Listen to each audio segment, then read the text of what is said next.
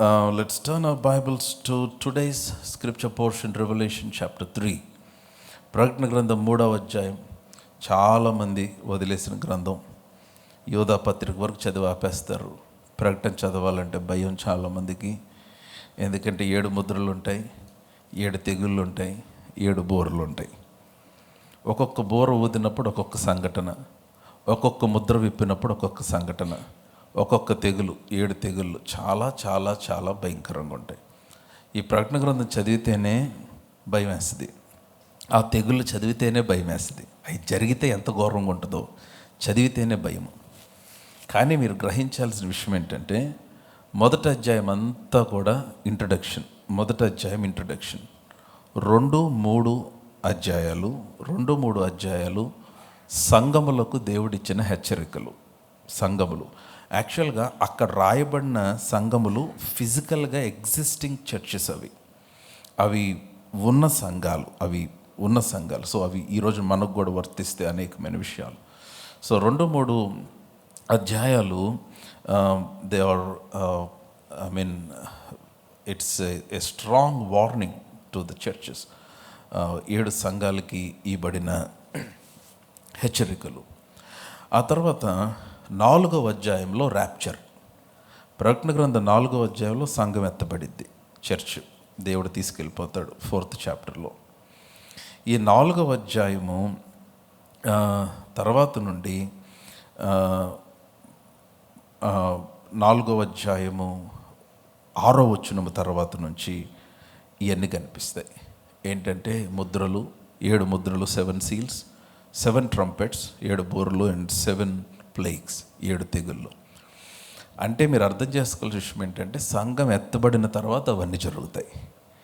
ఈ తెగుళ్ళు కానీ, ముద్రలు కానీ, లేకపోతే ఈ బూరలు కానీ, అవన్నీ సంఘం ఎత్తబడిన తర్వాత. చాలామంది అవన్నీ చదివేసి అవన్నీ జరిగిన తర్వాత సంఘం ఎత్తబడిద్ది అనుకుంటారు.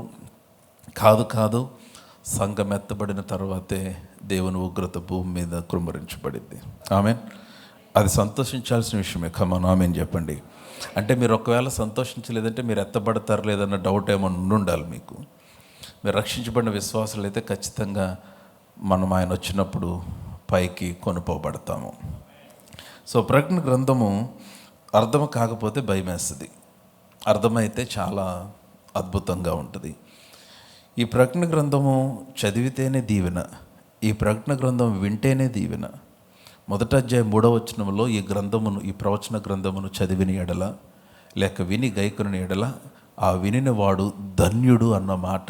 Blessed is the one who read the scriptures, blessed is the one who hears. ఈ ప్రకటన గ్రంథముకున్న గొప్ప భాగ్యం ఏంటంటే, అది చదివిన వినిన that itself is a blessing. Beautiful గ్రంథం ఇది. సో కాబట్టి ప్రకటన గ్రంథం అన్నాను కాబట్టి ఇంత డివిజన్ మీకు ఇంట్రడక్షన్ చెప్పా, కానీ నా వర్తమానం అది కాదు. 3వ అధ్యాయము నేను 2 హెచ్చరికలు, ప్రభువైన అయిన యేసుక్రీస్తు వారు ఇచ్చిన 2 హెచ్చరికలు కలిపి ఈరోజు నేను మీకు ఒక వర్తమానమును నేను మీకు తెలియచేయాలనుకుంటున్నాను. 3వ అధ్యాయము మొదటిది సార్దీసు సంఘానికి దేవుడిచ్చిన హెచ్చరిక, రెండోది ఫిలదెల్ఫియా సంఘానికి దేవుడిచ్చిన హెచ్చరిక. Now 2 prominent instructions that God gave to the people here at Sardis and Philadelphia. నీ క్రియలు నా దేవుని ఎదుట సంపూర్ణమైనవిగా నాకు కనబడలేదు. 3:2 ప్రకటన 3:2 నీ క్రియలు నా దేవుని ఎదుట. సార్దిస్ సంఘంతో మాట్లాడుతున్నాడు. నీ క్రియలు, సార్దిస్ అనే ప్రాంతం అది. మీరు టర్కీ కానీ లేకపోతే ఇటలీ ఆ ప్రాంతాలకు వెళ్తే you can find the ruins of the 7 churches. ఈ 7 సంఘముల యొక్క శిథిలాలు మీకు కనపడతాయి. ఆ ప్రదేశాల్లోకి వెళ్తే మీకు కనపడతాయి. సో చాలామంది ఇస్రాయేల్ యాత్ర, హోలీ ల్యాండ్ టూర్ చేస్తారు, కానీ 7 చర్చెస్ టూర్ చాలా తక్కువ మంది చేస్తారు. బ్యూటిఫుల్ స్టడీ అది.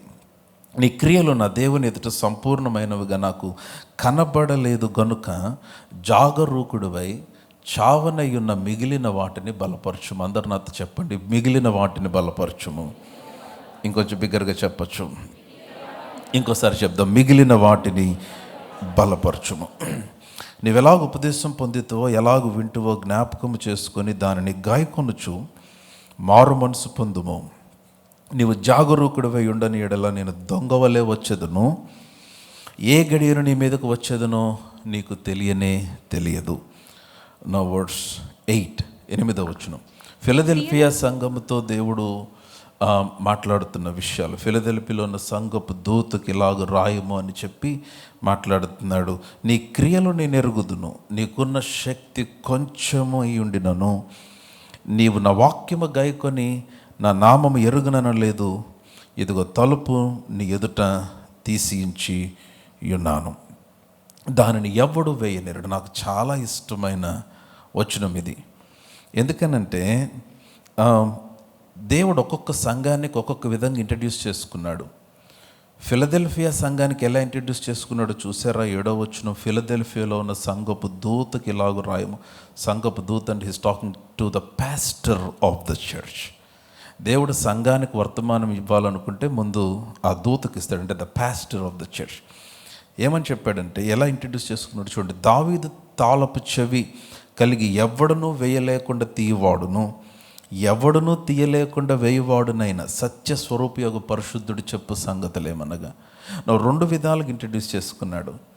ఎవడు వేయలేకుండా తీయవాడు అంటే ఆయన ద్వారములు తెరిస్తే ఎవడు దాన్ని మూసేవాడు లేడు. అక్కడతో ఆగలేదు. ఆయన ఏమన్నాడంటే ఎవడు తీయలేకుండా వేయవాడును అన్నాడు. అంటే if God closes a door no one can open it for you. నీ కొరకు ఆయన ఒక ద్వారము మూసేసాడా, ఎవరు దాన్ని తెరవలేరు. Don't try to bang your head against the door. ఎందుకంటే కొన్ని ద్వారాలు నీ కొరకు మూయబడటమే నీకు క్షేమము. నా మాట నమ్మితే ఆమేన్ చెప్పండి. చాలాసార్లు దేవుడు మన ప్రయాణమును ఎట్లాగా ఆయన రూపిస్తాడంటే, అనేక సందర్భాలలో నీ శరీరము, నీ ఎమోషన్స్, నీ ఉద్రేకాలు, నీ యాటిట్యూడ్ అన్నీ కూడా ఆ ప్రయాణంలో ఆ డెస్టినీని చేరే లోపు అవన్నీ కూడా సెట్ అగునట్లుగా దేవుడు రూపిస్తాడు. సరే, అక్కడ దాకా వచ్చాం కదా. ఒకసారి రోమీలకు రాసిన పత్రిక 5వ అధ్యాయానికి రండి. ఇక్కడే ఒక ఫింగర్ పెట్టుకొని ప్రకటన గ్రంథంలో రోమీలకు రాసిన పత్రిక 5వ అధ్యాయానికి రండి. చాలా అద్భుతమైన మాటలు అక్కడ నాకు కనెక్టింగ్ వర్డ్ సడన్గా పరిశుద్ధాత్మ దేవుడు నాకు జ్ఞాపకం చేశాడు. నాకు జ్ఞాపకం వచ్చింది. ఆ మాట మీ కొరకు చదువుదామని నేను అక్కడికి వస్తున్నాను. 5వ అధ్యాయము నేను ఒక వచనాన్ని చదువుతాను. 3వ వచనం బాగా గమనించండి. అంతేకాదు శ్రమ ఓర్పును, బాగా గమనించండి, శ్రమ ఓర్పును, ఓర్పు పరీక్షను, పరీక్ష నిరీక్షణను కలుగు చేయునని ఎరిగి శ్రమల యందు అతిశయపడుదుము. నేను మరలా చదువుతున్నాను. శ్రమ ఓర్పును, ఓర్పు పరీక్షను, పరీక్ష నిరీక్షణను కలుగు చేయునని ఎరిగి శ్రమల యందు అతిశయపడుదుము. సో మీరు when you go through various kinds of situations in life, దేవుడు మన జీవితాన్ని ఎట్లా రూపిస్తాడంటే, నీకు ఇష్టం లేని పరిస్థితుల్లో నిన్ను నడిపిస్తాడు ఆయన. నీవు కొన్ని పరిస్థితులు నీవు హ్యాండిల్ చేయలేవనుకునే అటువంటి పరిస్థితులు అనుమతిస్తాడు, కానీ నీవు హ్యాండిల్ చేయగలిగిన కృపను ఆయన నీకు ఇస్తాడు. ఈ ముళ్ళును తొలగించమని ముమ్మారు నేను ప్రభువుని వేడుకుంటుని పౌలు అన్నాడు. కానీ ప్రభు ఏమన్నాడు? నా కృప నీకు చాలును, బలహీనత యందు నా శక్తి పరిపూర్ణమగుచున్నది అన్నాడు. సో ఇప్పుడు అక్కడ క్రిందకు వచ్చేస్తే 4వ వచనంలో, ఎందుకనగా 5వ వచనంలో, ఈ నిరీక్షణ మనలను సిగ్గుపరచదు. I like that word. ఈ నిరీక్షణ మనలను సిగ్గుపరచదు. నువ్వు శ్రమతో ఆరంభమయ్యావు కానీ సిగ్గుతో ముగించవు నీ జీవితాన్ని. కన్నీటితో ఆరంభమయ్యావు కానీ కన్నీటితో ముగించవు నీ జీవితాన్ని. శ్రమ ఓర్పును, ఓర్పు పరీక్షను, పరీక్ష నిరీక్షణను. ఆ నిరీక్షణ సిగ్గుపరచదు. ఎందుకని? నిరీక్షణ దేవుని వలన కలిగిన నిరీక్షణ సిగ్గుపరచదు. మనకు అనుగ్రహింపబడిన పరిశుద్ధాత్మ ద్వారా దేవుని ప్రేమ మన హృదయములలో ఏం చేయబడింది? కృమ్మరించబడింది. హల్లెలూయా. ఇంకా బిగ్గరగా లౌడ్ హల్లెలూయా. సో కనుక ఏమవుతుందంటే, ఈ విధమైన పరిస్థితులన్నిటిలో కూడా దేవుడు ఒక మంచి వ్యక్తిని నీలో నుండి తయారు చేయటానికి ఆయన ప్రయత్నం చేస్తాడు. కొన్నిసార్లు నేను నిన్న ఫ్రైడే వాక్యం చెప్తూ దావీదు గురించి మాట్లాడాను. దావీదు సిక్లగు ప్రాంతానికి వచ్చినప్పుడు అతడు ఆ ఊరికి వచ్చేసరికి తన భార్యలు, కుమారులు, కుమార్తెలు అందరినీ దోచుకొని వెళ్ళిపోయారు శత్రువులు వచ్చి. వారి ఇల్లు తగలబెట్టేశారు. ఇల్లంతా కూడా శిథిలమైపోయింది. ఊరు కూడా వల్లకాటులాగా అయిపోయింది. అసలు దావీదు ఎక్స్పెక్ట్ చేయని భయంకరమైన పరిస్థితి. ఆల్రెడీ అంతకుముందు అధ్యాయంలో దావీదు ఆకీషు రాజు చేత తరమబడ్డాడు. అంతకుముందు అధ్యాయంలో దావీదు సౌలు చేత తరమబడ్డాడు. ఇంటివారు సౌలు దావీదుని తరుముతున్నారు, శత్రువులు దావీదుని తరుముతున్నారు. ఇప్పుడు 30వ అధ్యాయం, 1 సమూయేలు గ్రంథం 30వ అధ్యాయానికి వచ్చేసరికి సిక్లగులో ఉన్న తన కుటుంబీకులందరూ కూడా సడన్గా కనపడకుండా అయిపోయారు. వాక్యంలో రాయబడింది, దావీదు ఇక ఏడ్చుటకు శక్తి లేకపోవనంత బిగ్గరగా ఏడ్చును అన్నాడు. ఉన్న శక్తి అంతా అయిపోయేంత వరకు ఏడ్చాడు. ఇది ఇట్లా ఉంటే సడన్గా దావీదుతో ఉన్న దావీదు మనుషులు ఒక 600 మంది సడన్గా దావీదుకు వ్యతిరేకమయ్యారు. దావీదును చూసి పళ్ళు కొరుకుతున్నారు. దావీదును చంపేద్దామని ప్లాన్ చేశారు. వీళ్ళందరూ ఎవరు? దావీదును చంపేద్దాం అనుకున్న వాళ్ళు ఎవరంటే, ఎవరి జీవితంలోనైతే దావీదు ఇన్వెస్ట్ చేశాడో వారు. ఆ యొక్క అదుల్లాము గుహలో ఇబ్బంది గలవారు, అప్పులో ఉన్నవారు, అసమాధానంగా ఉన్నవారు వచ్చి దావీదు దగ్గర కూర్చున్నాడు. మీకు గుర్తుందా? వీరు దావీదు దగ్గర ట్రైన్ అయిన వారు. వీరు నిస్సహాయులుగా దావీదు దగ్గరకు వస్తే, బలహీనులుగా దావీదు దగ్గరకు వస్తే, దావీదు వారిని మంచి సైనికులుగా తయారు చేశాడు. దావీదు వారి పైన చాలా ఇన్వెస్ట్ చేశాడు. ఎవరి మీదైతే ఇన్వెస్ట్ చేసి, ఎవరి కొరకైతే ప్రయాసపడి, ఎవరి కొరకైతే సమయమును వెచ్చించి, ఎవరి కొరకైతే ప్రార్థించి, ఎవరి కొరకైతే ప్రయాసపడతామో వారు సడన్గా మనకి ఎదురు తిరిగి వేడిగా బిహేవ్ చేసి వారు కొంచెం డిఫరెంట్గా అయిపోతారో అది చాలా చాలా చాలా చాలా నొప్పిని, గాయమును కలుగజేస్తుంది. దావీదుకు సడన్గా, దావీదు ప్రేమించిన వారు, దావీదు ప్రయాసపడిన వారు ఒక్కసారి దావీదు వ్యతిరేకమైతే వాక్యంలో రాయబడింది 6వ వచనంలో 30వ అధ్యాయం 1 సమూయేలు గ్రంథంలో, దావీదు తన దేవుడైన యెహోవాను బట్టి ధైర్యము తెచ్చుకొనెను. యూట్యూబ్లో ఉంది, అవరికి మనం లాస్ట్ ఫ్రైడే మాట్లాడింది. And David strengthened himself in the lord. నేను ఎందుకు ఆ మాట జ్ఞాపకం చేశానంటే, ఇటువంటి భయంకరమైన పరిస్థితిని దేవుడు అనుమతించాడు దావీదు ఒక భయంకరమైన రిజెక్షన్లో నుంచి వెళ్ళటానికి. నా God is watching how David is handling this rejection. ఈ రిజెక్షన్ని దావీదు ఎట్లా హ్యాండిల్ చేస్తున్నాడో దేవుడు చూస్తున్నాడు. ఎందుకనంటే నెక్స్ట్ 2వ గ్రంథం 1వ అధ్యాయానికి వచ్చేసరికి, 2వ అధ్యాయానికి వచ్చేసరికి దావీదు రాజుగా పట్టాభిషేకం చేయబడ్డాడు. అంటే great promotion is a waiting. ఒక గొప్ప ప్రమోషన్ దావీదు కొరకు ఎదురు వెయిట్ చేస్తూ ఉంటే, ముందు ఒక అవమానము, ముందు ఒక తృణీకారము, ముందు ఒక రిజెక్షన్. ఇక్కడ అమ్మ బాగానే పేర్లు పెట్టి, ముద్దు పేర్లు పెట్టి పిలుచుకున్నంత వరకు బాగానే ఉంటుంది వివాహ సంబంధం. సడన్గా ఏదో ఒక ఆర్గ్యుమెంట్ వస్తుంది, సడన్గా ఒక మిస్అండర్స్టాండింగ్ వస్తుంది, సడన్గా ఇద్దరి మధ్యలో ఒక డిస్కషన్ వస్తుంది. అప్పుడు నిజమైన పరీక్ష ఆరంభమవుతుంది. అప్పుడు నిజమైన నీవు బయటకు వస్తావు. ఈ పరీక్షలోనే, ఈ మనస్పర్ధలు వచ్చినప్పుడే, ఈ మిస్అండర్స్టాండింగ్ వచ్చినప్పుడే నీవు నీ వివాహ జీవితమునకు పరీక్ష అదే. That is the test. నువ్వు ఎంతవరకు నిలబడగలవో. ఇద్దరు అరే ఇది తెంచుకునేది కాదు, ఇది మనం కలిసి దేవుని రాజ్యాన్ని కట్టడానికి, దీవెన కరుగుంటానికి దేవుడు మన ఇద్దరిని కలిపాడు అన్న ఆలోచన మీరు కలిగి, ఒకరి ఎడల ఒకరు తగ్గింపు కలిగి, ఒకరి ఎడల ఒకరు ప్రేమ కలిగి, ఒకరి ఎడల ఒకరు గణపరచుకొనగలిగిన స్వభావం కలిగి దేవుని సన్నిధిలో ఒకటిగా తగ్గించుకుంటారో, కుటుంబముగా నెక్స్ట్ సీజన్లో దేవుడు మీ కొరకు సిద్ధపరిచిన ప్రమోషన్, ఆశీర్వాదము, అభివృద్ధిని మీరు నిశ్చయముగా పొందుకుంటారు. కానీ చాలామంది ఇక్కడ ఆగిపోతారు, సిక్లగ్ దగ్గర ఆగిపోతారు, యెరూషలేము దాకా వెళ్ళరు, సిక్లగ్ దగ్గర ఆగిపోతారు, ఇశ్రాయేలు ఆ యొక్క రాజనగర్ దాకా వెళ్ళరు. సో నేను ఎందుకు ఈ మాటలు చెప్తున్నానంటే, before every promotion there will be a kind of rejection that you need to go through. So కనుక ఇటువంటి ప్రతికూల పరిస్థితుల్లో, తృణీకరించబడిన పరిస్థితుల్లో, నీవు అవమానపరచబడిన పరిస్థితుల్లో నుంచి వెళ్ళినప్పుడు నువ్వు దిగులు పడక, నువ్వు మీరు మర్చిపోకూడని మాట, వినయముతో నేను కోరుచున్నది. నేను లాస్ట్ ఫ్రైడే చాలా స్ట్రాంగ్గా చెప్పాను, మరలా చెప్తున్నాను. You should establish your life on the truth that God is good. దేవుడు మంచివాడు అన్న సత్యము పైన మీ జీవితాన్ని కట్టుకోండి, ఆశీర్వాదకరంగా మీ జీవితాలు ఉంటాయి. మీకు కష్టమైన పరిస్థితి మీ జీవితంలో అనుభవిస్తున్నా, మీకు ఇష్టం లేనివి మీ జీవితంలో జరుగుతున్నా, మీరు ప్రార్థించినవి కాకుండా మరొకటి జరుగుతున్నా, ప్రతికూలమైన పరిస్థితులు మీ చుట్టుముట్టేసిన, మీరు స్థిరపడవలసిన ఒక సత్యం ఏంటంటే దేవుడు మంచివాడు. God is good. Hallelujah. So గనుక ఈ విధమైన ప్రతికూల పరిస్థితులన్నిటి మధ్యలో నుంచి సంఘములు ప్రయాణిస్తూ ఉన్నాయి. ఇప్పుడు ప్రకటన 3కి వచ్చేసేయండి. ఏమన్నాడు?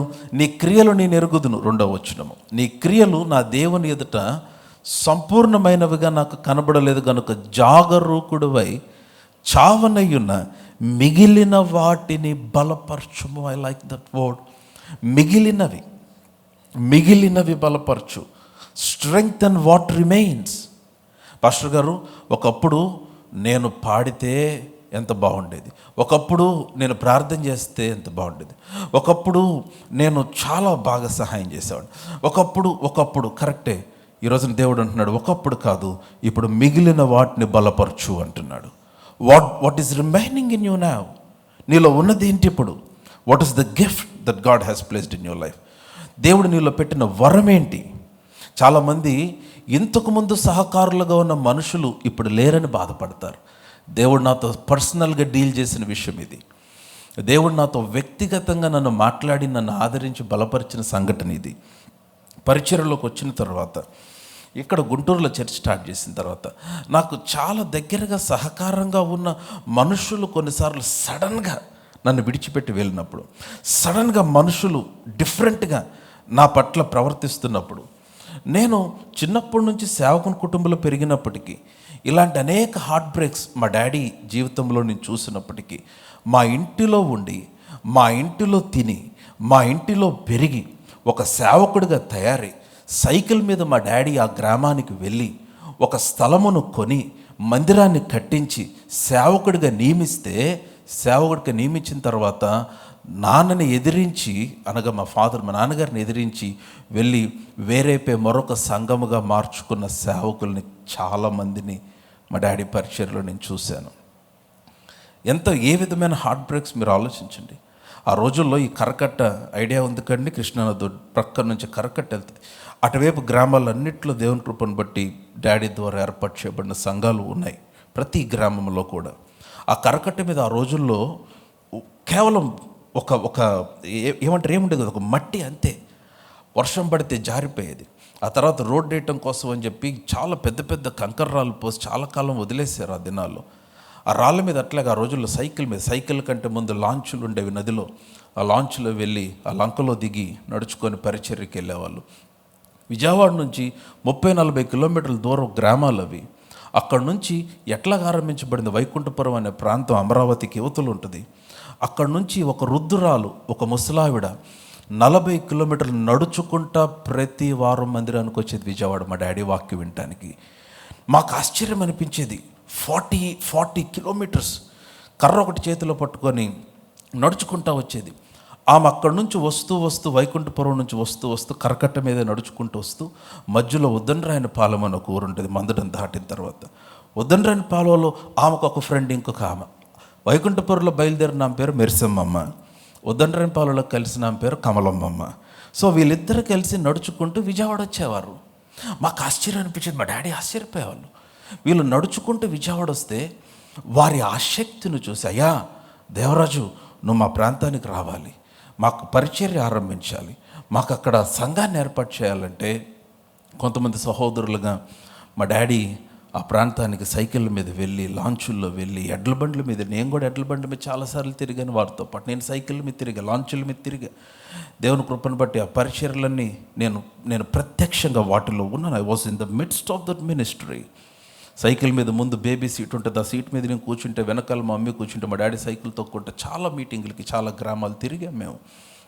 అక్కడికి వెళ్ళి చాలా ప్రాంతములు సంఘములు ఆరంభిస్తే కొందరు నమ్మకస్తులుగా ఉన్నారు, కొందరు ఎదిరించి బాధ పెట్టి వారు వెళ్ళిపోయారు. కానీ మేము తిరిగి వారిని ఏమి చేయలేదు. But we left to the hands of the lord.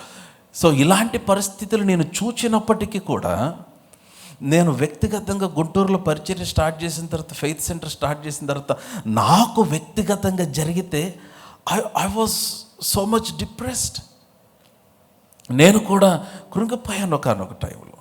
సడన్గా సహకారంగా ఉన్న వాళ్ళు వెళ్ళిపోతే నేను మాటకి నా వైఫ్తో అంటూ ఉన్నాడు, అరే ఆ వ్యక్తి ఉంటే మనకు సహకారంగా ఉండాడు, ఆ వ్యక్తి ఉంటే మనకు చాలా షార్ప్గా ఉండేవాడు, చాలా బాగా టీం చూసుకునేవాడు, లేకపోతే నేను ఒక పని చెప్తే వెంటనే చేసేవాడు, అరే అతను ఉంటే చాలా బాగుండేది కదా, అరే అతను లేడు. సో నేను వస్తున్నాను కానీ చర్చికి చేస్తున్నాను కానీ నా ముందు ఇంకొక 100 మంది అషర్స్ కనిపిస్తున్నారు కానీ వెళ్ళిపోయిన 2-3 గురించి నేను బాధపడతా ఉంటే దేవుడు నాతో మాట్లాడుతూ అన్నాడు, మిగిలిన వాటిని బలపరచుము. Strengthen what remains. నువ్వు మిగిలిన వాటిని బలపరచాలి. ఎందుకనంటే God doesn't need the people who left you to bless you. నిన్ను ఆశీర్వదించడానికి నిన్ను విడిచి వెళ్ళిన వారితో దేవునికి అవసరత లేదు. నా మాట అర్థమైతే ఆమెన్ చెప్పండి. నాకు తెలియదు మీ జీవితంలో మీరు ఎదుర్కొన్న పరిస్థితి ఏంటో. మీరు నమ్మిన వారు, మీరు ఉంటారనుకున్న వారు, మీరు ఇన్వెస్ట్ చేసిన వారు, మీతో పాటు నడుస్తారనుకున్న వారు, అడగండి వారు ఒకవేళ మీతో ఉండి ఉండనట్టుగా, లేకపోతే లేనట్టుగా, లేకపోతే అసలు కంప్లీట్గా వదిలిపెట్టేసి నా పరిస్థితిలో మీరుంటే దేవుడు అంటున్నాడు, I don't need the people who left you to bless you. నిన్ను ఆశీర్వదించడానికి నిన్ను విడిచి వెళ్ళిన వారు నాకు అవసరం లేదు. మిగిలిన వారిని బలపరచు, మిగిలిన వాటిని బలపరచు. నో, ఇది మనుష్యుల దృష్టిలో ఇది ఆలోచిస్తే, but I'm also talking about you personally. విశ్వాసి వ్యక్తిగతంగా నీ గురించి మాట్లాడుతున్నాను. నీవు ఒక వరముతో సృష్టించబడ్డావు. దేవుడు నిన్ను ఒట్టిగా చేయలేదు, ఒక వరముతో సృష్టించబడ్డావు. దేవుడు నిన్ను వరముతో 103వ కీర్తన 5వ వచనం. Give me God's word translation here in the monitor. GW God's word translation. 103వ కీర్తన చదువు 5వ వచనం. Psalm 103 verse 5. పక్షిరాజు యవనము వలె నీ యవనము క్రొత్తదగుచుండునట్లు మేలుతో నీ హృదయమును తృప్తిపరచుచున్నాడు. హల్లెలూయా. కనపడిందా మీకు ఆ మాట? పక్షిరాజు యవనము వలె. సో కాబట్టి యవనస్తులందరూ ఆమేన్ చెప్పండి. అంటే ఎవరు యవనస్తులు? పక్షిరాజు 120 సంవత్సరాలకి తన యవనము రెన్యూ చేయబడుతుంది. After 120 years of life, eagle it renews. తనకంతట తాను ఎవరు వెళ్ళలేనంత ఎత్తైన కొండ మీదకి వెళ్ళి తన ముక్కుతో తన రెక్కలను పొడుచుకొని తనకున్న ఫెదర్స్ని పీకేస్తే ఒక 40 రోజులు ఎవరికి కనబడని ఒక బలహీనమైన ఒక పక్షిలాగా ఆ ఎత్తైన కొండపేటను సామెతల గ్రంథంలో రాయబడినట్లుగా దాక్కుని ఉన్నప్పుడు 40 రోజులకు మరలా నూతనమైన రెక్కలు దానికి కలిగినప్పుడు 120 సంవత్సరాలు బ్రతికిన పక్షిరాజు నూతన యవన పక్షిరాజుగా ఎగురుకుంటూ బయటకు వస్తుంది. అందుకనే కీర్తనకారుడు పక్షిరాజు యవనము వలె నీ యవనము క్రొత్త దగ్గుచుండునట్లు. Are you giving me the version God's word translation? Okay, I have it in my notes. Let me read it for you. అక్కడ ఏమనుందంటే చాలా బాగుంది. I'm reading from God's word translation. ఏమనుందంటే, the one who fills your life with blessing so that you become again like an eagle. ఆ తర్వాత నేను ఇంకొక translation కూడా చదువుతున్నాను. I'm reading with new living translation. He fills my life with good things. నా జీవితం ఆయన మంచి వాటితో నింపుతున్నాడు. He fills my life with good things. Message ట్రాన్స్లేషన్లో he wraps you in goodness. నిన్ను మంచితనముతో ఆయన కప్పుతున్నాడు. ఆ తర్వాత I'm reading American standard version. He satisfy your desire with good things. ఆ తర్వాత ESV English standard version, who satisfy you with good. ఆ తర్వాత king James version, who satisfy thy mouth with good things. నేను ఎందుకు ఇన్ని translations చదివానంటే I'm reading. నేను ఈ translations అన్నిటిలో వచ్చిన చదువుతా ఉంటే దేవుడు మనలను చేసినప్పుడు శ్రేష్టమైన వాటితో మనలను నింపి ఆయన చేశాడు. హల్లెలూయా. You are loaded with good things dear believer. విశ్వాసి, నీవు శ్రేష్టమైన మంచి వాటి చేత నింపబడిన వ్యక్తిగా దేవుడు నిన్ను చేశాడు. నమ్మిన వారు ఆమేన్ చెప్పండి. నమ్ముతున్నారా? చాలామంది పాస్టర్ గారు నా దగ్గర ఏముంది, నాలో ఏముంది, నేనేమి చేయగలను? No. Your created with a gift from God. దేవుని యొద్ద నుంచి ఒక వరముతో నీవు సృష్టించబడ్డావు. సో అయితే చాలాసార్లు ఏం చేస్తామంటే ఈ వరమును లేక దేవుడు మనకిచ్చిన జీవితాన్ని దేవుడు మన ద్వారా ఫుల్ఫిల్ చేయాలనుకున్న డెస్టినీని మన చేతులారా పాడు చేసుకుంటాం. చిన్న చిన్న వాటి దగ్గర పాడు చేసుకుంటాం. సడన్గా టెంపర్ లూజ్ అయిపోతాం. Something happens. సడన్గా ఏదో రిజెక్షన్కి చాలా వియర్డ్గా బిహేవ్ చేస్తాం. లేకపోతే సడన్గా మీ మీ మీ ఎమోషన్స్ ప్రవోక్ అయినప్పుడు దానికి అనుగుణంగా మీరు రియాక్ట్ అయిపోతారు. నౌ లిసన్ టు మీ. ఇవన్నీ కూడా నీ ఎదుట కలుగుతున్న పరీక్షలను గ్రహించాలి. ఇప్పుడు మరలా ప్రకటన గ్రంథం 3వ అధ్యాయానికి వచ్చేసేయండి. ఏమన్నాడు? జీవించుచున్నావన్న పేరు మాత్రము నీకుంది. మీ బైబిల్ చూస్తున్నట్లయితే బిగ్గరగా ఆమేన్ చెప్పండి. ప్రభు నాతో మాట్లాడుతున్నాడు అన్న వల్ల ఆమేన్ చెప్పండి. 3వ అధ్యాయము 2వ వచనము, జీవించుచున్నావన్న మొదటి వచనం చివరి మాట, జీవించుచున్నావన్న పేరు మాత్రము ఉన్నది, కానీ నీవు మృతుడివే. అంటే you are just living in your name. పేరు మాత్రమే బ్రతుకున్నావు, పేరు మాత్రమే నీకు ఆ పేరు, కానీ you are not that person. You are no more that person. నువ్వు బిలీవర్, విశ్వాసాన్ని పిలువబడుతున్నావు, but you are no more a believer. నువ్వు పరిశుద్ధుడు అన్న పేరుంది, కానీ you are no more pure. నువ్వు పవిత్రంగా జీవించట్లేదు. నువ్వు ఒక తల్లి అన్న పేరుంది, కానీ యు ఫర్గాట్ యువర్ రెస్పాన్సిబిలిటీ. దేవుడు స్ట్రాంగ్గా మాట్లాడుతున్నాడు. జీవించుచున్నావన్న పేరు మాత్రమే నీకుంది. You are just living in the name. మరి ఈ వచనం చదివినప్పుడు దేవుడు నన్ను అటు ఇటు 2 పీకినట్టుగా అనిపించింది. Know how tragic it was. అది ఎంత ఘోరము. పేరు జీవితం వేరువేరుగా ఉండటం. జీవించుచున్న పేరు మాత్రం ఉంది, కానీ నీవు మృతుడివే. మిగిలిన వాటిని బలపరచుము. Strengthen what remains. Strengthen what. చాలామంది కోల్పోయిన వాటి గురించి బాధపడతారు. గతించిన జీవితంలో జరిగిన వాటి గురించి బాధపడతారు. గతించిన జీవితంలో జరగని వాటి గురించి మాట్లాడతారు. నో. నువ్వు గతం నుంచి ప్రస్తుతానికి రావాలి. నువ్వు గతం నుంచి ప్రస్తుతానికి రాకపోతే నీకు భవిష్యత్తు లేదు. If you don't come from your past to your present, there is no future for you. No, listen to me. బాగా వినాలి. మిగిలిన వాటిని బలపరచు. Strengthen what is remaining in you. నీలో ఉన్న వరమును బలపరచు. సో ఇప్పుడు 3వ అధ్యాయంలోనే ఫిలదెల్ఫియా సంఘం దగ్గరకు వచ్చేద్దాం. నేను అంటున్నాడు, నీ శక్తి కొంచెమే నాకు తెలుసు. 8వ వచనంలో, అయితే నీ శక్తి కొంచెమైనను, నీ శక్తిని బట్టి కాదు. I like that word. నీ శక్తిని బట్టి కాదు. నేను పారాఫ్రేజ్ చేస్తున్నా. నీ శక్తి కొంచెమైనను, నీ డిగ్రీని బట్టి కాదు. నీ శక్తి కొంచెమైనను, నీ అనుభవం బట్టి కాదు. నీ శక్తి కొంచెమైనను, దానిని బట్టి కాదు. నీవు నా వాక్యమును గైకొన్నావు గనుక, నువ్వు నా నామమును ఎరుగననలేదు కనుక. 8వ వచనం చూస్తున్నాను. ఇదిగో తలుపు నీ ఎదుట తీసి ఉంచి ఉన్నాను, దానిని ఎవడు వేయనేరడు అన్నాడు. హల్లెలూయా. కమ్ ఆన్ లౌడ్ హల్లెలూయా. పై వచనములోనేమో నేను తలుపు తీస్తే మూయవాడెవడన్నాడు, నేను తలుపు వేస్తే తీయవాడెవడన్నాడు.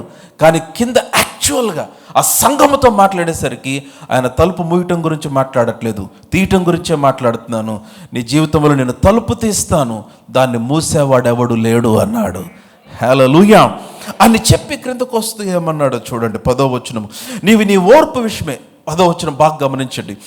నీవు నా ఓర్పు విషయమైన వాక్యమును గైకొంటివి గనుక భూనివాసులను శోధించుటకు లోకమంతటి మీదకి రాబో శోధన కాలములో నేను నిన్ను కాపాడేదను. హల్లెలూయా. Whatever it was. And verse 11, that's the key text for today. ఈరోజు నా వర్తమానానికి ప్రాముఖ్యమైన మూలవచనం 11వ వచనం. నేను త్వరగా వచ్చుచున్నాను. Who is saying this? Yesu ప్రభు చెప్తున్నాడు, ఐఎమ్ కమింగ్ సూన్. నేను త్వరగా వచ్చుచున్నాను. చిన్నప్పుడు ఒక జోక్ విన్నాను. మిమ్మల్ని చూస్తే జోక్ చెప్పాలనిపిస్తుంది. చెప్పమంటారా? ఒక ఆయన, ఒక సేవకుడు ఒక గ్రామానికి వెళ్ళి నిలబడి, నేను సిస్టర్స్ని ఎవరిని అంటలేదులేండి, but this is joke, listen to me. ఒక సేవకుడు నిలబడి వాక్యం చెప్తా, అతను పేపర్లో మెసేజ్ అంతా రాసుకున్నాడు. అతను వర్తమానం ఇదే, ప్రకటన 3:11, ఇదిగో నేను త్వరగా వచ్చుచున్నాను రాసుకున్న పేపర్ మీద పెట్టి ప్రార్థన చేశాడు. వచనం చదివాడు. ప్రకటన గ్రంథం 3వ అధ్యాయం 11వ వచనం చదువుదామని, కానీ అందరు బైబిల్ తీశారు. సరే ప్రార్థన చేసుకుందాం అన్నాడు. వచనం చదివి ప్రార్థన చేసి కళ్ళు తెరిసే లోపు పేపర్ ఎగిరిపోయింది. ఏ పేపరు? మెసేజ్ రాసుకొచ్చింది. పేపర్ ఇప్పుడు ఈయన బ్లాంక్ అయిపోయాడు, ఏం చెప్పాలనేది. సో ఇప్పుడు ఆ పోడియం పట్టుకొని ఇట్లాగా ఆయన చెప్తున్నాడు, ఇదిగో నేను త్వరగా వచ్చుచున్నాను అని వెతుకుతున్నాడు. ఇదిగో నేను త్వరగా వచ్చుచున్నాను.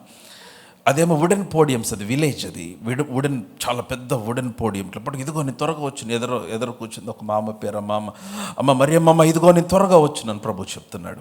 మిలిటరీ వైపు ఇంకో మామ చూసి, అమ్మ కృపమ్మ, ఇదిగో నేను త్వరగా వచ్చినానని ఆయన ఆ ఎతికే దాంట్లో ఒక 10 నిమిషాలు ఇదిగో నేను త్వరగా వచ్చినానని చెప్పి ఈ పోడియం జరిగి ముందున్న కృపమ్మ మీద పడింది. చెప్పాలి, ఎవరి మీద పడింది? కృపం మీద పడింది. అంటే ఈలో పక్కన ఉంది, అబ్బా భలే పని చేశాడు, కరెక్ట్గా నీ మీదే వేసాడు, అసలు నీకు కాలు నొప్పి కదమ్మా అంటే ఆయన ఏమనబాకుండా ఇందాక నుండి చెప్తానే ఉన్నాడు. ఆయన నేనే పక్కకి జరుగుండాల్సింది. ఏమని చెప్తున్నాడు ఇందాక నుంచి? నేను త్వరగా వస్తున్నానని చెప్తున్నాడు. నేనే పక్కకి జరుగుండి. That's a joke, come on, aloud, హల్లెలూయా. సో యేసు ప్రభు అన్నాడు, నేను త్వరగా వచ్చుచున్నాను. 3:11 ఎవడును, ఐ లైక్ దిస్ వర్డ్, ఎవడును నీ కిరీటమును ఎవడును నీ కిరీటమును అపహరింపకుండునట్లు. చాలు. నా ఈ వచనం చదివితే నాకు ఒక విషయం అర్థమైంది ఏంటంటే, నీకు ఒక కిరీటం ఉంది, నీకు ఒక కిరీటం ఉంది. Believer, there is a crown on your name. నీ పేరు మీద దేవుడు ఒక కిరీటమును సిద్ధపరిచాడు. వింటున్నారా? అయితే ప్రాబ్లం ఏంటంటే, somebody is trying to get your crown. అది అక్కడ రాయబడింది, ఎవడును నీ కిరీటమును అపహరింపకుండునట్లు. అంటే దెర్ ఇస్ ఎ ఛాన్స్, నీకు రావాల్సిన కిరీటం మరొకడు తీసేసుకునే అవకాశం ఉంది. మరి అట్లాగా నా కిరీటం పోకూడదంటే నేనేం చేయాలి పాస్టర్ గారు? అక్కడే ఉంది ఆ వచనం, ఏమనుంది? ఎవడును నీ కిరీటం అపహరింపకుండునట్లు నీకు కలిగిన దానిని గట్టిగా పట్టుకొను. సార్దిస్ సంఘముతో అన్నాడు, మిగిలిన వాటిని బలపరచు. ఫిలదెల్ఫియా సంఘంతో అంటున్నాడు, నీవు కలిగిన దానిని హోల్డ్ ఫాస్ట్. నేనేమి కలిగి ఉన్నాను పాస్టర్ గారు? నీకు తెలియాలంటే ఈ పుస్తకాన్ని చదవాలి. ఇదే మన మాన్యువల్. ఈ వాక్యంకున్న ఒక గుణం ఏంటో తెలుసా? ఈ వాక్యము చదువుతూ ఉండగా, ఈ వాక్యము చదువుతూ ఉండగా నీలో ఒరిజినల్గా దేవుడు పెట్టిన వరం ఏదైతే ఉందో ఆ వరమును స్టిర్ చేస్తుంది ఈ వాక్యము. You understand what I'm speaking? నీకు తెలియకపోవచ్చు, పాస్టర్ గారు, I don't know my gift. నా గిఫ్ట్ ఏంటో నాకు తెలియదు, నేను దేని కొరకు పిలువబడ్డా తెలియదు, నేను దేని కొరకు నియమించబడ్డానో తెలియదు. I don't but I'm telling you, spend time reading the word. The word has the power to help you locate the gift, to identify the gift. నీలో ఉన్న వరమును గుర్తించడానికి, గ్రహించడానికి దేవుని వాక్యమునకున్న శక్తి అదే. సో ఎవడును నీ కిరీటమును అపహరింపకూడనట్లు, ఐ లైక్ దిస్. ఇది చాలా చాలా భయంకరమైన మాట. మీకు ఎట్లా ఉందో నాకు తెలీదు. కొరింథీయులకు రాసిన మొదటి పత్రిక 9వ అధ్యాయం, 1 Corinthians chapter 9, కొరింథీ పత్రిక 9వ అధ్యాయము 24వ వచనం నుండి చదువుదాం. పందెపు రంగమందు పరిగెత్తు వారందరూ పరిగెత్తుదురు గాని ఒక్కడే. పరిగెత్తే వాళ్ళు చాలా మంది ఉన్నారు, కానీ the bible says only one will win the race. ఒక్కడే బహుమానము పొందునని మీకు తెలియదా? అటువలే మీరు బహుమానము పొందినట్లుగా పరిగెత్తుడి. You need to underline this word. ఆధ్యాత్మిక జీవితం ఒక పరుగు పందెపు రంగము. It is a race. Spiritual life is a race. Many are running. పరిగెత్తేవారు చాలా మంది ఉన్నారు, కానీ ఒకడికే బహుమానం. అయితే పౌలు పరిశుద్ధాత్మ ప్రేరణతో అంటున్నాడు, మీరు బహుమానము పొందునట్లుగా పరిగెత్తండి. Run that you may win. ఏంటి గెలిస్తే వచ్చే బహుమానం ఏంటంటే, నీకు ఒక కిరీటమును ఆయన ఇవ్వబోతూ ఉన్నాడు. హల్లెలూయా. Now my question is how to win. Now second next verse 25వ వచనం చూద్దాం. మరియు పందెమందు పోరాడు ప్రతివాడు అన్ని విషయముల యందు మితముగా ఉండును. చూసారా? నా హౌ కెన్ ఐ విన్? పందెమందు పరిగెత్తేవాడు మితముగా ఉంటాడు. He is content. He has some boundaries. కొన్ని సరిహద్దులు కలిగి ఉంటాడు. అందరితో కలవలేడు, అన్ని చోట్లకి వెళ్ళలేడు, ఏది పడితే అది తినలేడు, ఎక్కడ పడితే అక్కడ కూర్చోలేడు. ఎందుకని? నేను బహుమానము పొందినట్లుగా పరిగెడుతున్నాను. నువ్వెందుకు మితముగా ఉన్నావు? బహుమానము పొందినట్లుగా పరిగెడుతున్నాను. ఆమేన్. అందరు నాతోనే ఉన్నారా? ఎవరైనా సీరియస్ అథ్లెట్ని కలవండి, వారు ఎంత సీరియస్గా ఉంటారంటే వారు వారు వారు అది కొట్టేదాకా. Now their regular exercise, the way they spend time in practicing. కానీ ఈరోజు విశ్వాసకి మితం ఉండదు. ఎక్కడైనా కనిపిస్తాడు, ఎవరితో అయినా కనిపిస్తాడు, ఎలాగైనా కనిపిస్తాడు, ఎప్పుడైనా కనిపిస్తాడు. విశ్వాసికి అవిశ్వాసికి తేడా లేకుండా కనిపిస్తాడు. నువ్వు పందపు రంగమందు ఉన్న విషయాన్ని మర్చిపోతున్నావు. నేను చెప్పే మాటలు మీకు నచ్చకపోవచ్చు, కానీ ఈ పట్టుకుంటే రేపొద్దున ఆయన ముందు సిగ్గుపడనక్కర్లేని వ్యక్తులుగా నిలవబడగలుగుతారు. ఆమేన్. అదేమనంటే ఈ రోజున పిల్లలందరూ కల్చర్. What is culture? ఎందుకు ఇలాగనే ఉంటే కల్చర్. ఈ రోజున కల్చర్ పాస్టర్ గారు, మనము కనుక అలా లేకపోతే అవుట్డేటెడ్ అనుకుంటున్నారండి. మనం అలా కనపడకపోతే వారు నన్ను చిన్నగా చూస్తున్నారు అంటే కల్చర్. ఈరోజు hello, I understand culture, but what about values? విలువల సంగతి ఏంటి? What about morals? నైతిక స్థితి సంగతి ఏంటి?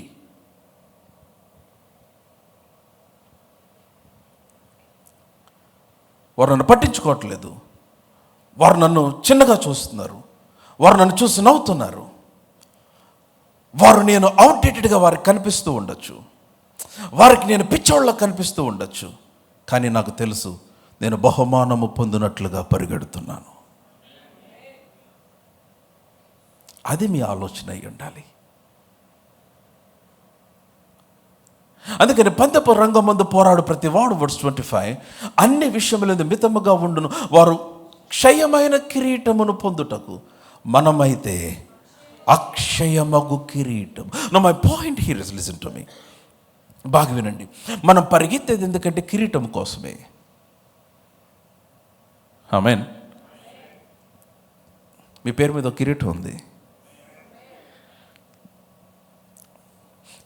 ఈ పరిగెడతా పరిగెడతా పరిగెడతా పరిగెడతా పరిగెడతా పరిగెడతా పరిగెడతా పరిగెడతా ఉన్న టైంలో, మంచి అషరింగ్ చేస్తున్న టైంలో, మంచి సర్వింగ్ చేస్తున్న టైంలో, మంచి సువార్త ప్రకటిస్తున్న టైంలో, మంచి స్ట్రాంగ్ బిలీవర్గా ఉన్న టైంలో, మంచి గివర్గా ఉన్న టైంలో, దేవుని ఎదుట మంచి ఇంటెన్సిటీతో మంచి ఫర్వెంట్ బిలీవర్గా, అపోల్లోలాగా మంచి ఆత్మీయ తీవ్రత కలిగిన ఒక మంచి విశ్వాసం ఉన్న టైంలో సడన్గా ఎవరో ఏదో అంటే, లేదంటే పాస్టర్ గారే పొరపాటున ఏదో అంటే, లేకపోతే తోటి విశ్వాసులు ఏదో అంటే, నువ్వు సడన్గా కృంగిపోయి నిరుత్సాహపడి డిస్కరేజ్ అయ్యి నీ ఎమోషన్స్ని సాటిస్ఫై చేసుకోవటం కోసం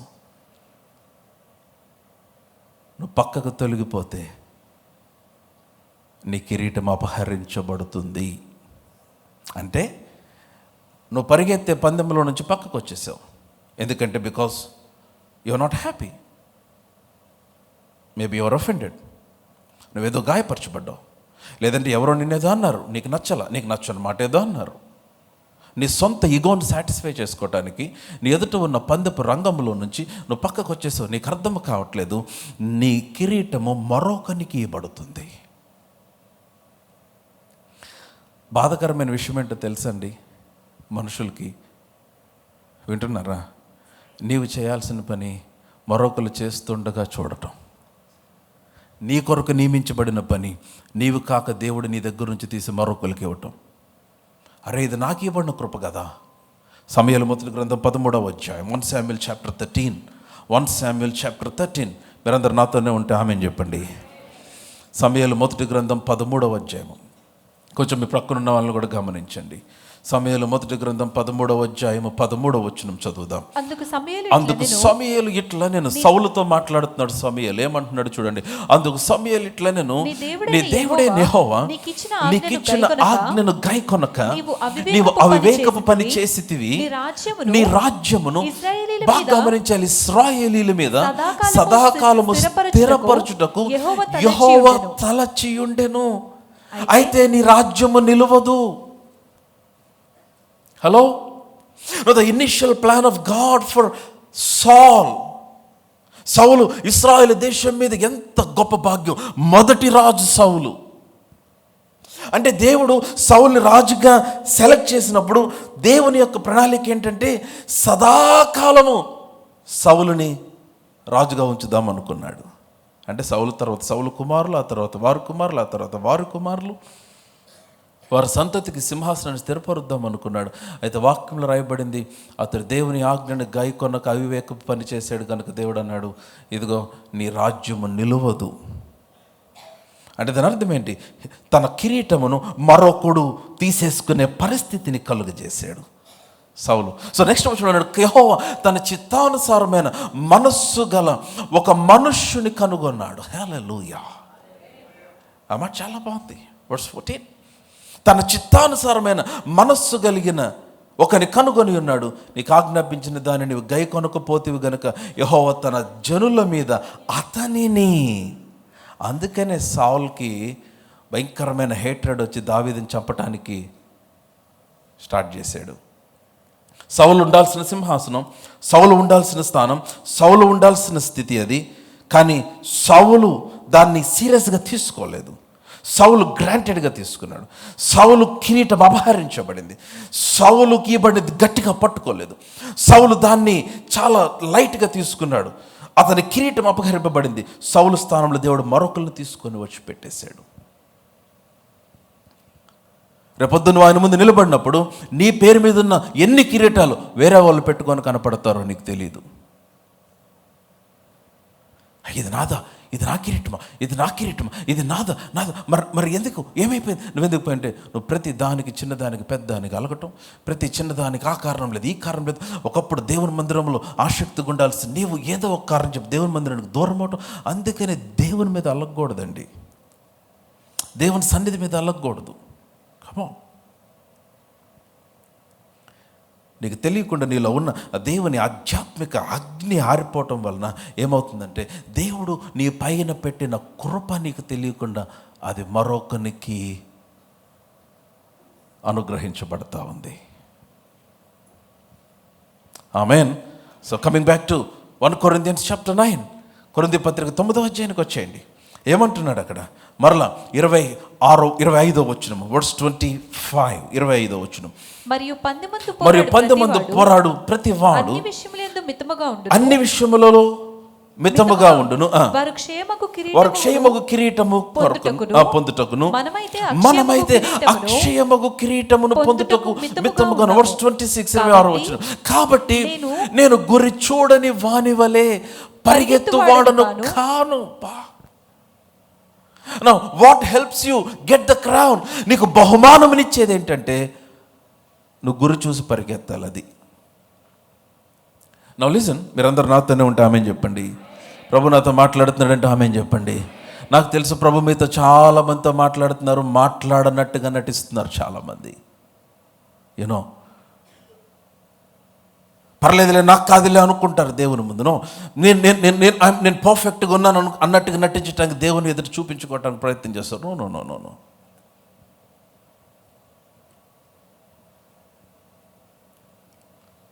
గురి యొద్దకే పరిగెడుతున్నాను. పౌలు అంటున్నాడు, I'm just running towards the goal. I have a goal. నాకు ఒక గురి. ఏంటి ఆ గురి?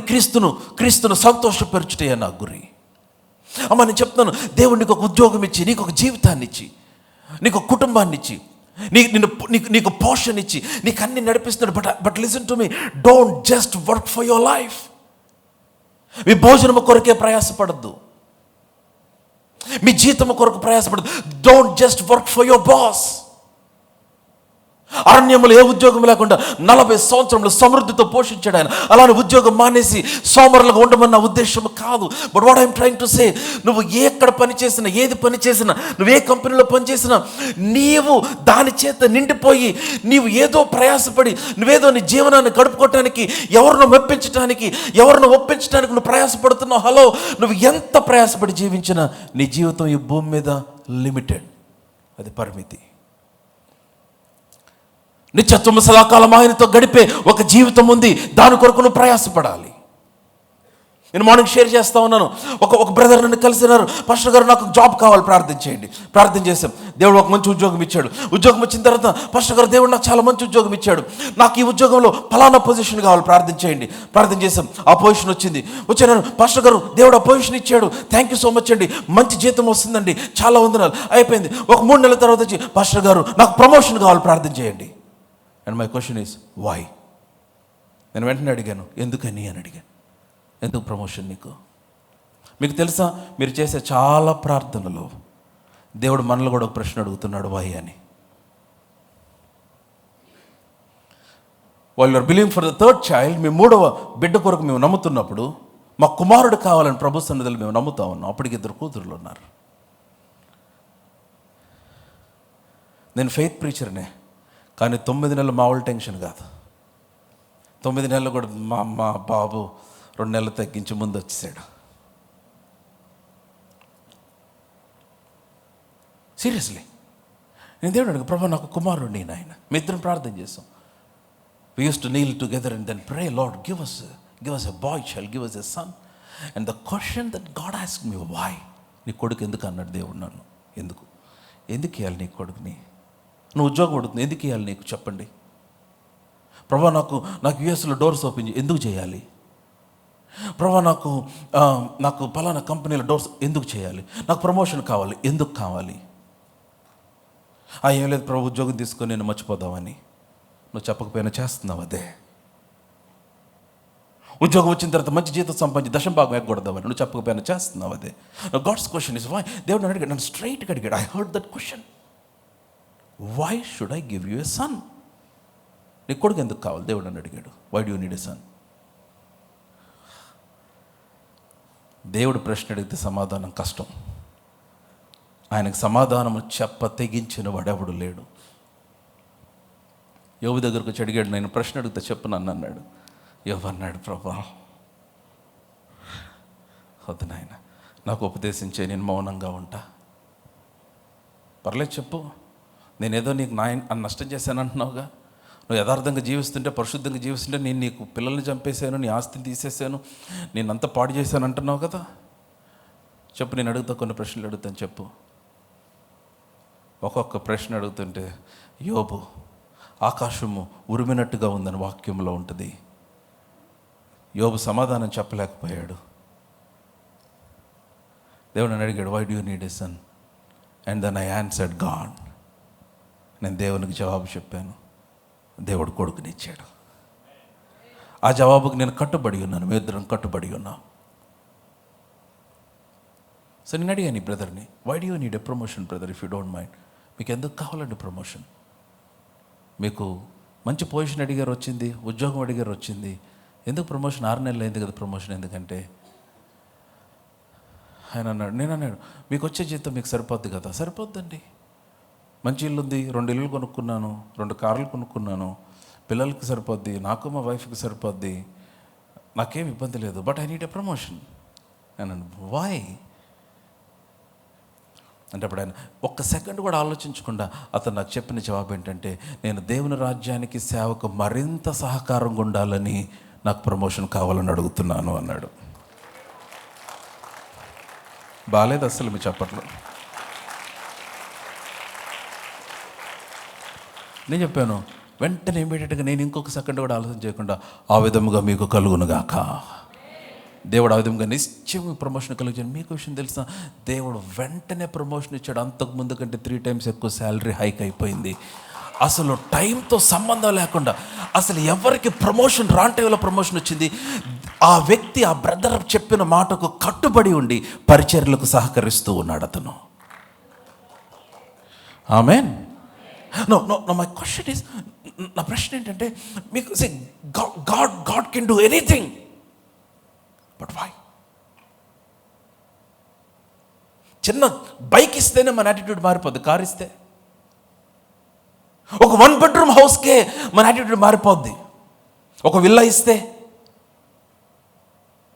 ఒక చిన్న జాబ్కే చాలామంది దేవుణ్ణి మర్చిపోయి, నేను చాలా బిజీ పాస్టర్ గారు. Now listen to me seriously. దేవుని మందిరానికి దేవుని పనికి రాలేనంత బిజీగా మీరుంటే మీరు చాలా తీరిగ్గా ఉండేటట్టు దేవుడు చేయగలడు.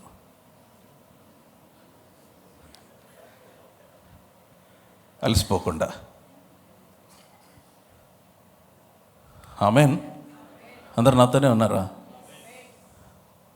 పాస్టర్ గారు మీరే నా నెహమిటేట్ అయినా ఫెయిత్ సెంటర్ అయినా అనుకుంటున్నారా? 100% దేవుడు మీతో మాట్లాడుతున్నాడని నాకు తెలుసు, ఎందుకంటే నాతో మాట్లాడాడు.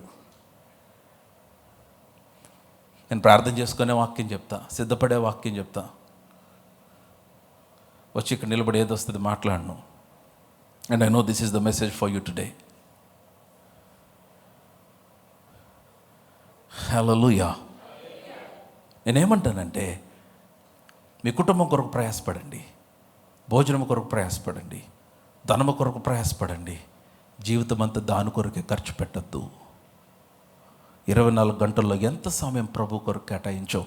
7 రోజుల్లో ఎంత సమయం ప్రభు కొరకు కేటాయించావు? దేవుని రాజ్యం కొరకు నువ్వు చేసేదేంటి? నేను గురి వద్దగా పరిగెడుతున్నాను. I have one goal. ఏంటది? నేను క్రీస్తును, ఫిలిప్పీ పత్రిక వచ్చేసరికి అంటాడు, నేను క్రీస్తును సంపాదించుకునవలనని. అబ్బా, నేను ఆయనని ఎరుగు నిమిత్తము, ఆయన శ్రమలలో పాలువాడినట్టు ఎట్టిదో ఎరుగు నిమిత్తము నేను సమస్తమును నష్టపరుచుకొని పెంటతో సమానముగా ఎంచుకొనుచున్నాను. హల్లెలూయా. మీరందరూ వింటున్నారా? నాతోనే ఉన్నారా? సో ఈ స్పిరిచువల్ రేస్ వినాలి. నా వర్తమానం అయిపోయింది, ఇంకొక వచనం చూపించి ముగించేసేస్తాను. నేచురల్గా ఒక పందెపు రంగం, ఇంతకుముందు చెప్పుంటాను, ఒక పందెపు రంగంలో మీరు ఎప్పుడు గెలుస్తారంటే ఫస్ట్ ఎవరు చివరికి వరకు పరిగెడతారో వాళ్ళు విన్ అవుతారు. అంతే కదా? ఫస్ట్ ఎవరు గోల్ రీచ్ అయితే వాళ్ళు విన్ అవుతారు. ఆత్మీయ జీవితంలో అది కాదు. ఫస్ట్ పరిగెత్తినోడికి కాదు కిరీటం, చివరి దాకా పరిగెత్తిన వారికి కిరీటము. నువ్వు మధ్యలో ఆగిపోయావేమో, ఈరోజు దేవుడు అందుకే నీతో మాట్లాడుతున్నాడు. నీలో అగ్ని తగ్గిపోయింది, మధ్యలో ఆగిపోయావు. కృప కలిగిన దేవుడు పిలుస్తున్నాడు మరలా, ఇదిగో నేను త్వరగా వచ్చుచున్నాను, నువ్వు కలిగిన దాన్ని గట్టిగా పట్టుకో అని మాట్లాడుతున్నాడు. ఈరోజు నీతో మాట్లాడుతున్నాడు. నీ కిరీటమును ఇంకొకటి అపహరింపనియద్దు. ఎందుకు కలిసిపోయావు? ఎందుకు ఆగిపోయావు? ఎందుకు కృంగిపోయావు? ఏ ప్రార్థనకు జవాబు రాలేదని ఆగిపోయావు? ఏ వాగ్దానం నెరవేరలేదని ఆగిపోయావు? ఏ ప్రార్థనకు జవాబు ఆలస్యమైందని ఆగిపోయావు? ఎక్కడ బ్రేక్ త్రూలు జరగట్లేదని ఆగిపోయావు? ఎవరి మీద బాధ పెట్టుకొని ఆగిపోయావు? ఎవరిని చూచి నా సన్నిధికి దూరమే. ప్రభు నీతో మాట్లాడుతున్నాడు. హలో, మిగిలిన వాటిని బలపరచుము. Strengthen what is remaining. Wake up, wake up, wake up. నువ్వు చివరి వరకు పరిగెడితే బహుమానం నీకు. ఎలాగైనా పరిగెత్తాయి, పడుతూ లేస్తూ పరిగెత్తాయి. బలహీనతల్లో పడిపోయినప్పుడు మరలా లేచి పరిగెత్తే ఒక 4 అడుగులు. ముందు పరిగెత్తిన వాడికి కాదు, చివరి దాకా పరిగెత్తిన వాడికి. అనారోగ్యంగా ఉందా, మరలా లేచి పరిగెత్తు. తన్నులు తింటున్నావా, లేచి పరిగెత్తు. ఇంత గొప్ప సాక్షి సమూహం మేఘం వల్ల మనల్ని ఆవరించి ఉన్నందున సులువుగా చిక్కులు పెట్టి పాపమును విడిచిపెట్టి, ప్రతి భారమును విడిచిపెట్టి ఏం చేయాలి? మన ఎదుట ఉంచబడిన ఆ బహుమానము కొరకు విశ్వాసమును ఒక కర్తయు దాన్ని కొనసాగించువాడిన యేసు వైపు చూచుచు ఓపికతో పరిగెత్తాలి. Come on everyone, shout run. లేవాలి, లేవాలి. అందుకని అన్నాడు, ఎంత గొప్ప సాక్షి సమూహం. అమ్మా, ఏంటిది అది? సాక్షి. చెప్పాలి, అందరూ చెప్పాలి. ఏంటిది? మీరు సరిగ్గా చెప్పట్లేదు. ఏంటిది అది? The cloud of witness. మేఘము వలె. ఎవరా సాక్షి సమూహం? 11వ అధ్యాయం అంతా అల్లేగా. ఎవరున్నారు దాంట్లో? అబ్రహాం ఉన్నాడు. 100 సంవత్సరాల వయసులో కొడుకు కోసం నమ్మిన అబ్రహాం ఉన్నాడు. 99 సంవత్సరాల వయసులో గర్భం మూయబడి వయసు గతించిపోయిన శారమ్మ తల్లిగా మారిన శారమ్మ ఉంది ఆ మేఘములో.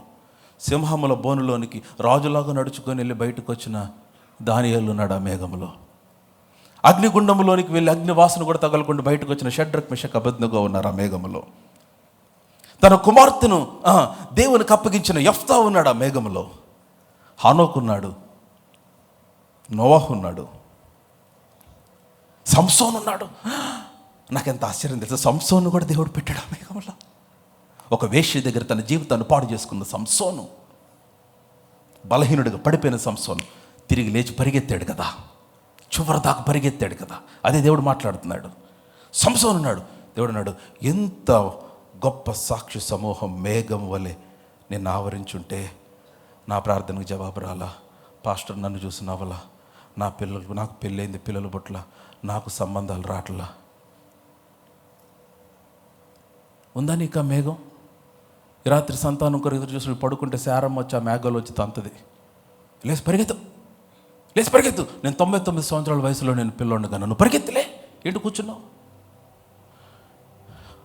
ఒకవేళ ఈ దినాల్లో కూడా ఉండుంటే హెబ్రీ పత్రిక ఖచ్చితంగా మేఘంలో యేసన్న గారి పేరు రాసుండేవాడని నేను అనుకుంటున్నా. పరిశుద్ధాత్ముడు ఖచ్చితంగా దైవజనుడు భక్త్ సింగ్ గారి పేరు రాసుండేవాడేమో మేఘంలో. ఆ 11వ అధ్యాయంలో సుందర్ సింగ్ గారి పేరు రాసుండేవాళ్ళేమో. ఇప్పుడు యేసన్న గారు అంటాడు, ఇప్పుడు ఆ మేఘంలో నుంచి, రే ఏం చేస్తున్నావు? 6వ తరగతి 2 సార్లు దెబ్బలేసి పరిగెత్తు. చివరి వయసులోకి వచ్చేసాడు ఆయన. చివరి దశలోకి వచ్చాడు. వీల్ చైర్ మీద కూర్చున్నాడు. నేను చూశాను ఆయన ప్రత్యక్షంగా. ఆయన వీల్ చైర్ మీద కూర్చొని 1.5 గంటల పైన నాతో, మా అన్నయ్యతో మాట్లాడాడు. ఆ రోజు ఉదయకాలం పొద్దున్నే 7 గంటల నుంచి 8:30, 9 దాకా నా పెళ్లి కార్డు ఇవ్వడానికి వెళ్ళా. నేను, మా అన్నయ్య, మా డాడీ. పచ్చగా అయిపోయింది శరీరం అంతా, కళ్ళన్నీ పసుపుగా అయిపోయినాయి, ఏమీ లేదు, మనిషి పుల్లలాగా అయిపోయాడు. అనారోగ్యంతో ఉన్నాడు. మాట్లాడటానికి కూడా ఇబ్బంది పడుతున్న టైం. అక్కడ కొంతమంది సహోదరులు చెప్పిన విషయం, ఆ చివరి దశలో ఒకరోజు పొద్దున్నే లేచాడంట. లేవగానే ఆయన పొద్దున్నే 2 చేతులు ఎత్తి, ఆరోగ్యంగా ఉంటే పెద్ద మోకాళ్ళ మీద, ఇప్పుడు ఆరోగ్యం లేదు కదా, 2 చేతులు ఎత్తి ప్రార్థన, స్తోత్రాలు చెప్పడం, ప్రార్థన చేయడం, ప్రభువా స్తుతిస్తూ ఉన్నాడంట. వీళ్ళందరూ బాగున్న వాళ్ళు నిద్రపోతుంటే ఈయన ప్రార్థనకు లేచి కూర్చున్నారంట. అన్న లేచాడు, అన్న మనకంటే ముందు లేచాడు. అది చేస్తా అన్నాడంట, అరే రెడీ చేయండి అన్న అన్నాడంట. ఇప్పుడు ఆయనకంతటా ఆయన రెడీ అయ్యే ఓపిక బలం లేదు ఆయనకి. అబ్బా, ఒక నీరులాగా పారబోయబడ్డాడు దేవుని కొరకు. ప్రత్యక్షంగా మన కళ్ళ ముందు మండిన ఒక దీపం ఆయన. మిగిలిన వారి గురించి మనం చదివాం, ఈయన చూసాం. ఇంకా భాగ్యం ఏంటంటే ఇదే రోడ్డు. మీరు నేను చెప్తే నమ్మరు, కానీ మా పిల్లలు స్కూల్కి వెళ్ళినప్పుడల్లా నేను ఆ క్యాంపస్ దాటడానికి విత్ ఆల్ రెవరెన్స్ నేను చాలా భయపడుతూ దాటుతాను ఆ క్యాంపస్. ఎందుకంటే ఒక పరిశుద్ధుడు బ్రతికిన స్థలం ఇది.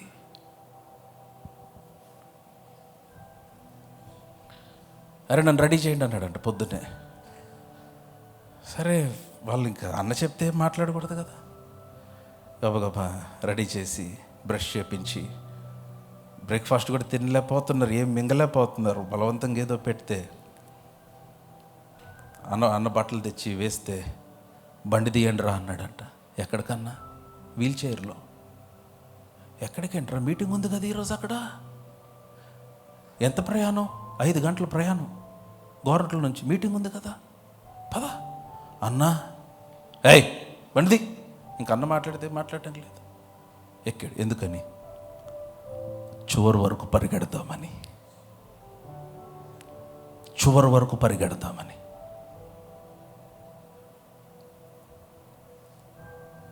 ముందు పరిగెత్తిన వాళ్ళకి కాదు బహుమానం. నువ్వు పడిపోయావేమో నాకు తెలీదు, దేని చేత నువ్వు ఆగిపోయావో తెలీదు. ఆయన చివరి శ్వాస వరకు పరిగెడతానే. ఆహా, ఎలాంటి కిరీటం తీసుకున్నాడో పైన. అదే మధ్యలో ఆగిపోయి, నాకు అసలు మనోళ్ళు కొంచెం జ్వరం వచ్చినట్టుంది. అదేంటో తెలియదు నాకు. విన్నారు ఎప్పుడైనా? ఏంటి సిస్టర్ చర్చికి రాలేదంటే రాలేదంటారు. అదేంటో అర్థం కాదు, భలే మెంటలు వచ్చేస్తుంది. బ్రదర్ ఏంటి చర్చికి రాలేదు? అదే రాలేదు. అదే అందుకే అడుగుతుంది, రాలేదేంటి అంటే కొంచెం బాగాలేదండి. కొంచెం బాగాలేదా, ఎక్కువ బాగాలేదా అంటే కొంచెం ఫేవర్ కూడా కాదు, జస్ట్ ఇష్కే ఆగిపోతే కమాన్. నా దేవుడే కోపడ్డు. Is a loving God, but that doesn't mean that you take him for granted.